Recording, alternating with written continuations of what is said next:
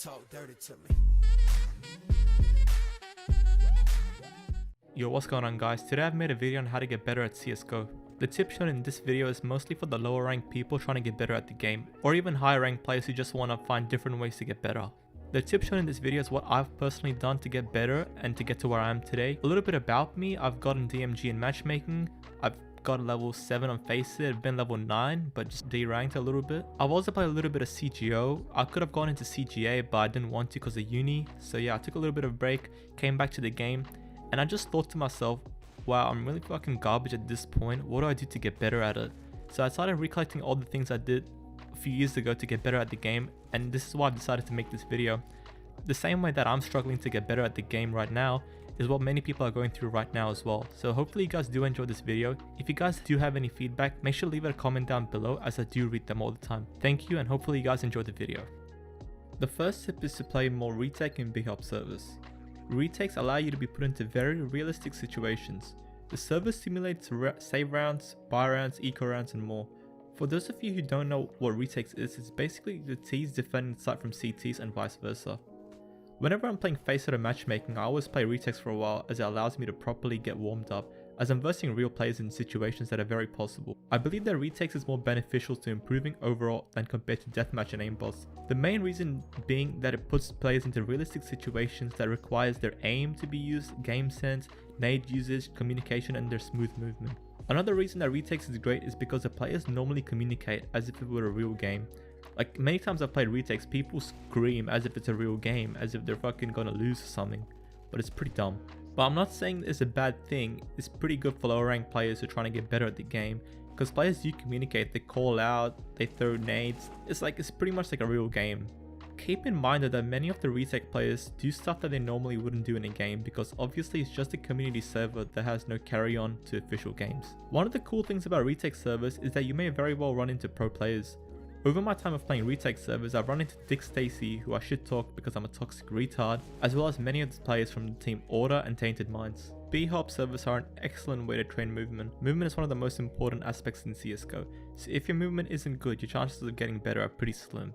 I normally spend 10 to 15 minutes a day just surfing around or playing BHOP servers to warm up. When playing CS, your movement should be smooth and free flowing to ensure you don't look like a bot or perform like one. There really isn't much to say about BHOP servers, as it's pretty self-explanatory. Just play more community servers like surf servers and BHOP servers, as I'm sure it will drastically improve your movement. I want you guys to think about this. Whenever you watch pro players playing a professional match, have you ever seen one of them miss a jump, fall off things, run into walls? No. It's because they've trained their movement along with their aim and the game sense. You cannot skip out on movement training, as it's one of the most important factors of CS, along with your game sense, utility usage, and aim training. Movement is what distinguishes a good player from a bad player. So always train your movement, even if it's not for 30, 40 minutes, just train it for at least 10 to 15 minutes a day, as it really makes a difference.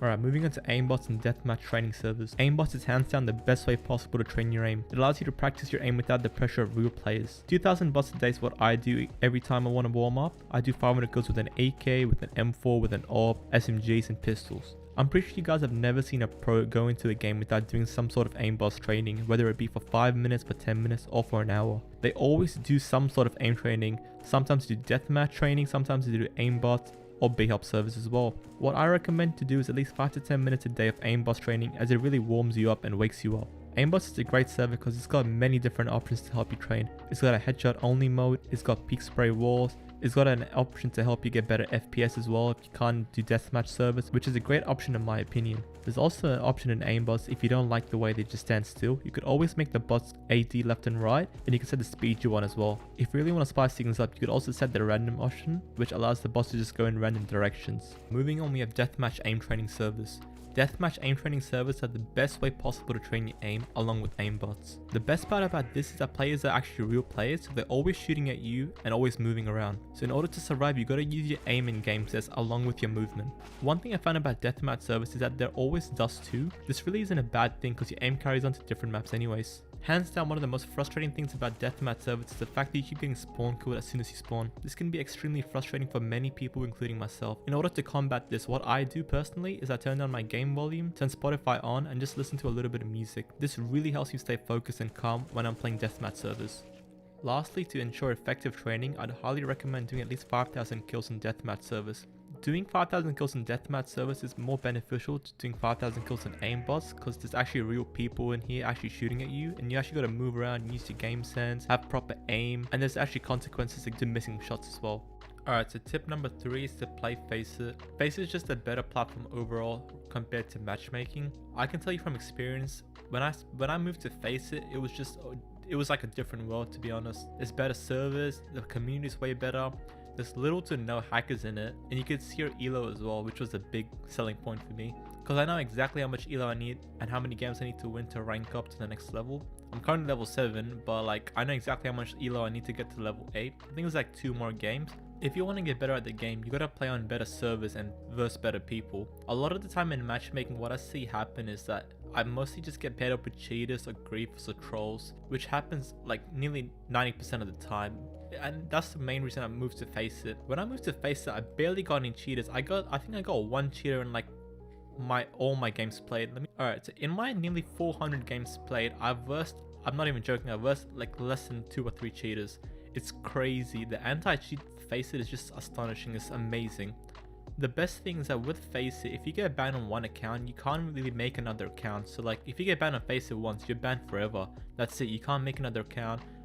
I think, yeah, you can't make another account because everything's linked to your FACEIT account. You could also get FACEIT Premium, which allows you to like play FPLC, get Masters League, and possibly even get into FPL. And lastly, FACEIT also has a point system, which you get for completing tournaments with your mates. So the more points you win, you could go into the item shop and you could buy a lot of things. Like you buy CSGO skins, PC parts, you could even buy a car, I think. Yeah, there's probably an option for a car, I've seen it.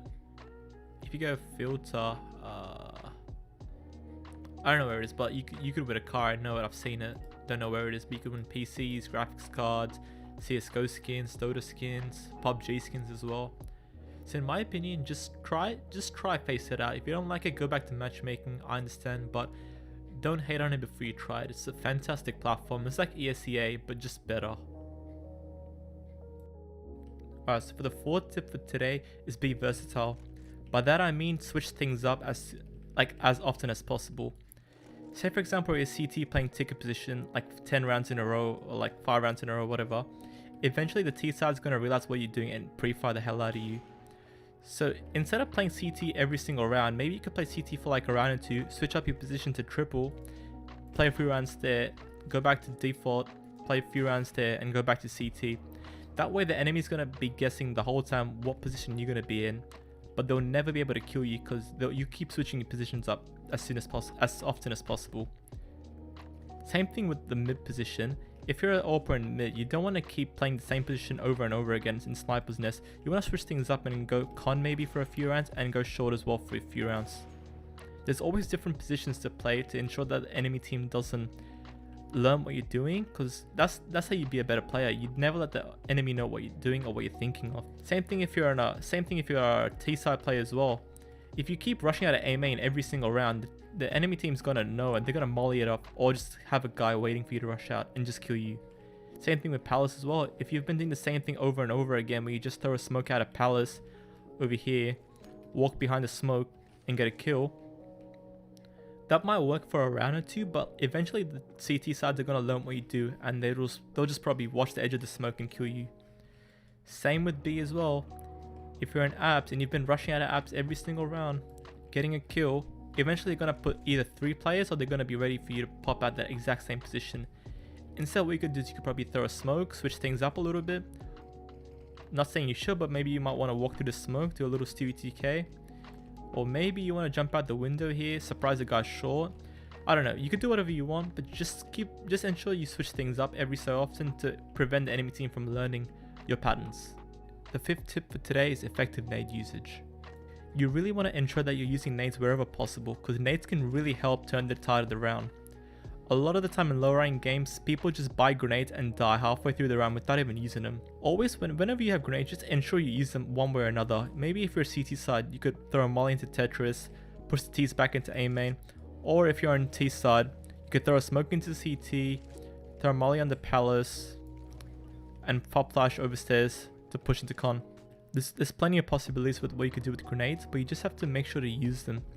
I can't stress this enough. A lot of times people just buy nades. They either use one flash or a smoke and they just die with the molly, with the nade and another flashbang.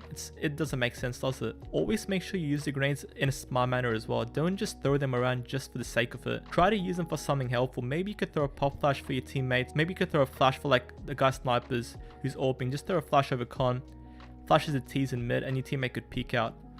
Or if you're playing stairs, you could smoke into palace. And that stops the palace guy from pushing out and killing your mate in CT. There's a lot of possibilities with what you could do with grenades, but you just have to make sure to use it in a smart way and not waste them either. An example of bad nade usage and good nade usage is this. So say for example you're a CT side player, you hear a rush coming along, you throw a smoke, you throw a molly right after it. But the bad thing about this is that the molly has been put out by the smoke. The T's might push through the smoke, high possibility chance of them pushing through it, and they'll just end up killing you. What a good player would have done in that case is here's a rush coming along, calls for a rotate from his team, he throws a molly underneath balcony, throws a smoke into apps and just moves back a little bit to get into a safer position. Now the best thing about this is that you use two nades but your teammates are there to help you as well with their utility usage. If you were a bad player you would have just wasted all your nades in apps, had a panic attack and just lost the round for your team. But because you're a half decent player, you threw the nades in a proper fashion and you saved the round for your team. Alright, moving on, we have rushing into places. The worst thing you can do for your team is rush into A main or apps for example and get yourself killed, because that will put your team in a 4v5 situation and it makes it way easier for the T side to take a side. What you want to do is, if you're an aggressive player, you jump into apps for example, you get a kill, you fall back and you smoke it off. That stops the T's from rushing, you fall into a more passive position and you put yourself in a 4v5 situation, which is way easier to win than a 5v5 situation. Tell me if this looks familiar to you. You smoke A main off, you're a CT side player, you get up close to A main, you pop flash in, you push in like an idiot, you get yourself killed because there's people watching from that angle. What you should do in this case is not push, because it's the start of the round, it's a 5v5 situation, there could be people posted up anyway. You should probably just try to play passive for a while. If it's a little later into the round, you may want to push into A main, maybe pick off one guy who's waiting for you there and you fall back. You never want to try aggress if you get one kill after pushing, because as soon as you get one kill, you put your team in a 4v5 situation and the round's way easier to win. Alright, so the next tip is communication. In order to be good at CS, you really need to learn how to communicate with your team properly. That means don't be toxic at them, don't blame each other, and don't yell. A lot of the time in lower ranked games, people don't give any call outs to their teammates and people just end up getting flanked, they end up getting shot from behind. A lot of bad things happen when you don't communicate with your team. In order to get better at communication, just start learning your map's call out. Just constantly tell your teammates what you're gonna do next. If you're gonna throw a flash into apps, say I'm flashing into apps. If they want a pop flash, say you'll pop flash for them. If you need a pop flash, ask for a pop flash. Effective communication can really make or break a round. If communication is nearly just as important as your aim, your movement, because if you know how to communicate with your teammate properly, you can be very well coordinated. If you communicate with your team and you organize a plan, if you organize the A execute or B execute, you can time each other's flashes, time the nades, time the mollies, time the smokes. You could tell each other what time to push out at. Whereas if you had no communication, you wouldn't know what to do, or neither would your team. They would be just as confused as you. So the takeaway from this point should be that communication is key to a successful team. Even if you're playing with the randoms, always make sure you're nice to them and always give them callouts. Ask for callouts if you need them as well. You shouldn't be shy to communicate with your team because it could make or break the game for you guys. Alright, so tip number 8 and 9 is watch pro player demos as well as your own. Watching demos is extremely effective at making you a better player because you end up analyzing your gameplay as well as others. By analyzing your own gameplay, you're able to pick up on the mistakes you make and the choices you make as well. When you go back and watch your own gameplay, you're able to see what kind of positions you played, what you should improve on next time, and what you did wrong as well. While watching pros, you're able to see how they play the game as well as what kind of choices they make. When I watch pro players demos, I'm always able to pick up on new smokes that they did or like different positions they played. A lot of like the movements and the smokes I throw in game are pretty much all seen from pro players demos. I'm always watching pro player highlights or official matches, and I'm always able to learn new smokes, new positions, new pop flashes, new mollies. It's just great. Like, I'd highly recommend going and watching pro player demos because you could learn a lot from them that you could implement in your own gameplay as well. Alright, for the 10th and final tip is just play more CS in general. The more you play the game, the more better you will get at it. As you play the game more and more, like over a few thousand hours, you will develop extremely good game sense. Right now when you're starting the game out at the first, you won't have very good game sense, but as you play more, you will develop it. As you play the game, you will learn new things, you will learn new smokes, new nades, new positions, new callouts, but that will come only with time and experience. Along with game sense and learning new things, your aim and movement will get better by itself as well. I still recommend directly training them though, cause it might take a little while longer if you just rely on playing the game more. So just stick to training, like aim training, movement training, and you will get better at the game much faster. But with that being said, you will get better at the game regardless of aim training or not, cause the more you play the game, the better you will get, and you will also learn new things as well as you go along. And in general, the more you do anything, the better you get at it, like with running or with bodybuilding. So I'd still recommend playing the game more and more as much as possible. Just play retake servers, play matchmaking, play FACEIT, play with friends, 1v1 servers, deathmatch servers, whatever you want. Just in general, play the game more and you will get better at it. Alright guys, thank you so much for watching this video. If you did enjoy it, please make sure to leave a like as I really appreciate it. If you guys need a warm-up plan, I will provide one in the description as well. But if you guys have your own one, please make sure to follow it and follow the steps I've given in this video as well to ensure you become the best CS player you possibly can. If you guys have any video ideas or suggestions, please leave it in the comments as well as I do read them all the time. Other than that guys, if you did enjoy the video, make sure to leave a like and I'll see you guys in the next one.